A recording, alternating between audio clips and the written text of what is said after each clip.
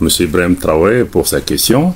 Après avoir suivi ce qui s'est passé cet après-midi à New York, c'est en fait l'aboutissement d'une demande de beaucoup de Maliens qui a été portée avec beaucoup de courage par son Excellence le colonel Assimi Goïta, président de la transition, qui a tiré les conséquences de la présence d'une mission qui n'a pas répondu aux attentes des Maliens, notamment en matière de sécurité.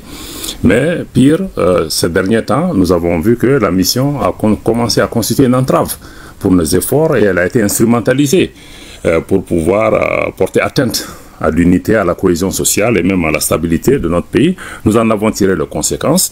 Et ce qui s'est passé aujourd'hui, c'est que nous voyons que les attentes essentielles du gouvernement du Mali ont été prises en compte et le Conseil, de façon collective, a voté à l'unanimité la résolution 2690 qui met un terme au mandat de l'aménagement, mais aussi qui demande que, à compter du 1er juillet déjà, le processus de cessation des activités de transfert et de retrait soit effectif dans la période du 1er juillet au 31 décembre. Très bien. Ce délai convenu est de 6 mois. Est-ce que c'est une durée qui convient au gouvernement malien?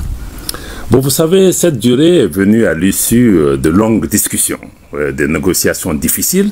Le Mali, depuis le début, a demandé un retrait sans délai, indiquant notre volonté d'avoir un retrait dans les délais les plus courts possibles. Nous avons conscience naturellement qu'il s'agit d'une mission de près de 17 000 personnes qui a une empreinte lourde, mais il était important pour nous que ce délai soit court. C'est vrai que certains pays voyaient un horizon de 18 à 24 mois. Donc par rapport à cela, je pense que le Mali a fait preuve de souplesse, de flexibilité, mais nous restons vigilants. Nous pensons que tout doit être mis en œuvre pour pouvoir respecter ce délai. En tout cas, le gouvernement y est engagé.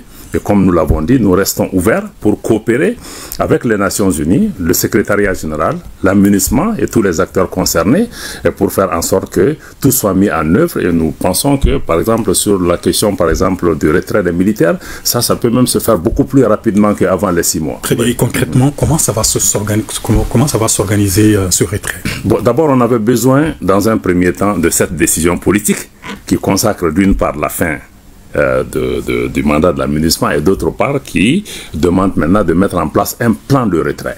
Maintenant, nos équipes, avec l'équipe des Nations Unies, nous allons nous asseoir, créer les cadres nécessaires et faire des plans de travail et regarder sur le plan militaire qu'est-ce qu'il faut faire, comment ce basculement va s'opérer, qui doit faire quoi pour pouvoir réaliser cela, dans quel délai, et aussi regarder sur le plan civil qu'est-ce qui doit être fait. Donc nous allons travailler ensemble, regardant l'ensemble des dimensions, et tous les ministères concernés au Mali aussi seront autour de la table pour que nous puissions travailler à réaliser ce plan de façon tout à fait minutieuse. Très bien, Monsieur le Ministre. Beaucoup d'interrogations et d'inquiétudes au Mali et à l'étranger sur ce retrait de l'aménagement. Quelle assurance le gouvernement peut-il donner d'abord au plan sécuritaire pour assurer la sécurité sur l'étendue du territoire national?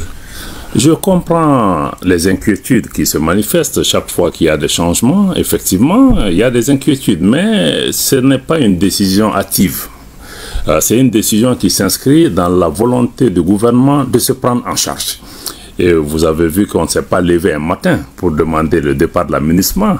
Depuis plus de 18 mois, l'État a changé le paradigme sécuritaire du Mali en se focalisant sur le renforcement des capacités des forces de défense et de sécurité, en mettant une nouvelle stratégie en place, en mettant en place aussi des opérations d'envergure.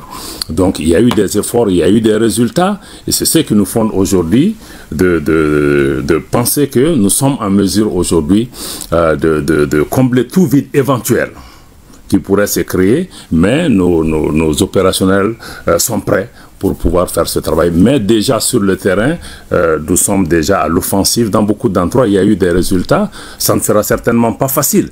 Mais je pense qu'il est important de se situer dans une perspective de long terme en comprenant que la sécurité du Mali sera désormais entre les mains des Maliens, même si nous n'excluons pas de continuer à travailler avec d'autres, parce que la menace à laquelle nous faisons face est une menace transnationale, et nous restons aussi conscients du fait que ça ne sera pas la réponse militaire uniquement qui permettra de régler les défis auxquels nous faisons face, mais sans le militaire, je pense qu'on ne sera même pas autour de la table. On parle beaucoup de l'accord également, de la mise en œuvre de l'accord pour la paix et la réconciliation issu du processus d'Alger. Ça, c'est une dimension importante, mais je dois dire que quand le Mali a décidé de faire appel à l'Algérie pour mettre en place un processus de médiation, c'est le Mali qui a choisi les partenaires qui devaient faire partie de la médiation internationale, y compris les Nations Unies. Donc c'était vraiment une volonté malienne. Les Nations Unies ont accompagné. Et aujourd'hui, nous ne voyons pas de lien parce que la MINUSMA n'est pas là. Les Nations Unies restent engagées dans ce processus. Mais plus important, le gouvernement du Mali, en tout cas, reste engagé. Il y a eu des avancées importantes qui ont été engrangées. Et aujourd'hui, nous avançons dans le cadre du dialogue, dans le cadre de la réconciliation avec nos frères pour pouvoir tourner cette page. Mais beaucoup d'avancées ont été enregistrées. Même le processus référendaire qui vient de se clôturer prend en charge déjà un certain nombre d'éléments importants en termes de réconciliation nationale. Monsieur le ministre, il y a également la situation de tous ces Maliens dont le revenu est directement ou indirectement lié à la MINUSMA. Est-ce que vous y avez pensé ? Nous y avons pensé. Le gouvernement est conscient de ces difficultés. Naturellement, ce type de changement ne va pas sans difficulté. Nous sommes conscients que beaucoup de nos compatriotes vivent à travers des activités liées à la MINUSMA, mais aussi, en regardant la situation, nous regardons aussi la perspective nationale de tous les Maliens qui sont affectés par cette situation qu'il fallait changer. Le gouvernement a mis en place une stratégie pour atténuer l'impact. Ça ne sera pas total, mais l'impact en tout cas de ce retrait sur les populations maliennes, tant à Bamako qu'à l'intérieur du pays. Et nos équipes commencent aussi à travailler à ces questions. Nous allons prendre attache aussi avec nos compatriotes qui sont concernés, les écouter et voir ensemble qu'est-ce qui peut être fait pour atténuer l'impact de cette mesure sur ses concitoyens. Merci beaucoup, Monsieur le ministre, d'avoir répondu à nos questions. Un message particulier à lancer avant de quitter ce plateau?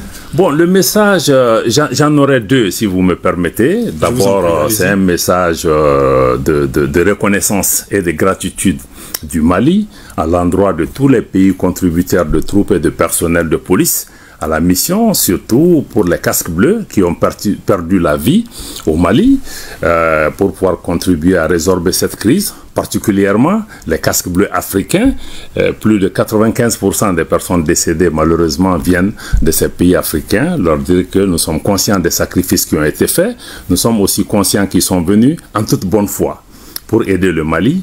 Malheureusement, le véhicule dans lequel ils étaient pour nous aider. Deux, si vous me permettez. D'abord, c'est un message de bleu africain. Plus de 95% des personnes décédées malheureusement viennent de ces pays africains. Leur dire que nous sommes conscients des sacrifices qui ont été faits. Nous sommes aussi conscients qu'ils sont venus en toute bonne foi pour aider le Mali. Malheureusement, le véhicule dans lequel ils étaient pour nous aider n'était probablement pas le bon. Donc, mais nous reconnaissons cela et je pense que ça c'est important. Nous saluons aussi les Nations Unies, le Conseil de sécurité et tous les pays qui nous ont accompagnés. Et je voudrais en particulier saluer un certain nombre de pays partenaires qui ont apporté un soutien constant au Mali, particulièrement au niveau des Nations Unies, pour nous aider même dans le cadre de ces négociations. Le deuxième message, c'est d'abord de rappeler à nos compatriotes l'attachement de son Excellence le colonel Assimi Goïta, président de la transition, à ce que notre pays, fidèle à ses valeurs ancestrales, puisse rester un pays d'hospitalité, un pays ouvert. Nous avons eu un différend avec l'organisation, mais les personnes qui sont venues nous aider, nous devons continuer à les traiter dans le cadre de notre tradition de Djatigia. Et aussi faire tout ce qui est possible pour rester derrière les autorités maliennes qui ont pris à bras le corps ces problèmes, qui sont en train de le traiter, de faire confiance au président Goïta, de faire confiance aux autorités actuelles pour pouvoir gérer ce processus de retrait dans le respect de la dignité de nos hôtes, mais aussi dans le respect de nos traditions d'hospitalité.